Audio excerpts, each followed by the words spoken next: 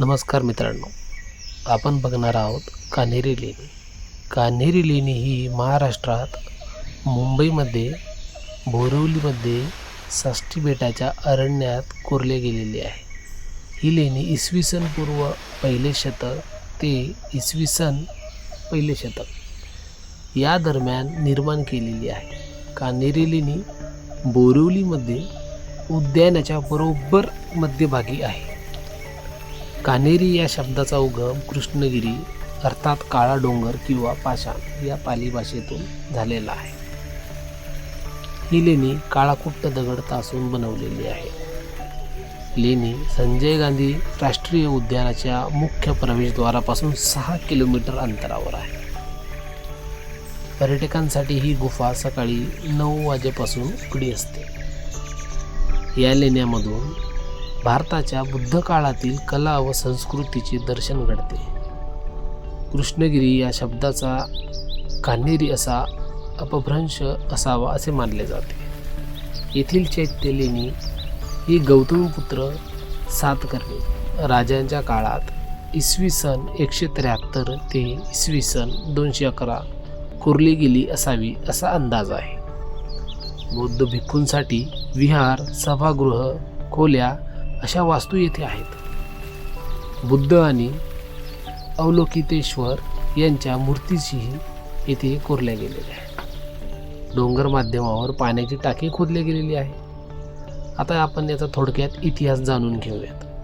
कान्हेरी लेण्यामध्ये एकूण 109 गुफा आहेत. जवळची एलिफंटा गुफा शोभिवंत, नकाकीयुक्त व सुंदर पैलू पाडून बनवलेली आहे. प्रत्येक गुफेमधील जमीन म्हणजे गुहेचा दगडी पाया आहे. त्यात मोठाल्या खांबांनी युक्त असे भव्य सभागृह आहे. त्यात बुद्ध धर्मीयांचे पवित्र स्तूपही आहे. तसेच वरील बाजूस पाण्याचा पाट आणि हौद आहे. पुरातन काळात पावसाचे पाणी विशेष प्रकारे वळवून पाण्याची मोठ्या टाक्या भरल्या जात असत. गुंफा पूर्ण झाली की त्याचे परिवर्तन विहारामध्ये होई आणि तेथे बौद्ध धर्मीयांचे पुढील कार्यक्रम चालू होत. इसवी सनाच्या 3ऱ्या शतकातील बौद्ध धर्मीयांच्या कोकण कोस्ट समाजोपचाराच्या दृष्टीने कान्हेरी गुफांना फार महत्त्व आहे. बौद्ध प्रभाव घेऊन आलेली ही लेणी कृष्णगिरी उपवनातील भव्य खडकाळ पृष्ठभागावर बरीच दुरून दृश्यमान होणारी एक वास्तू आहे. बहुतेक गुफांचा वापर बौद्ध धर्मीय श्रमणीयांना राहण्यासाठी, अभ्यासासाठी आणि ध्यानासाठी करतात. मोठ्या गुफांमधून परिषदा भरवल्या जातात. तसेच तेथे स्तूप आहे, त्यामुळे तेथे प्रार्थना करण्यासाठी त्याचा वापर केला जात असावा. अवलोकितेश्वराची मूर्ती ही एक वेगळेच विशेष दर्शन देते. बौद्ध संघातील जीवनात काय हवे आहे याबद्दलचे मार्गदर्शन बहुतेकच विहारामधील मठाधीश देत असतात.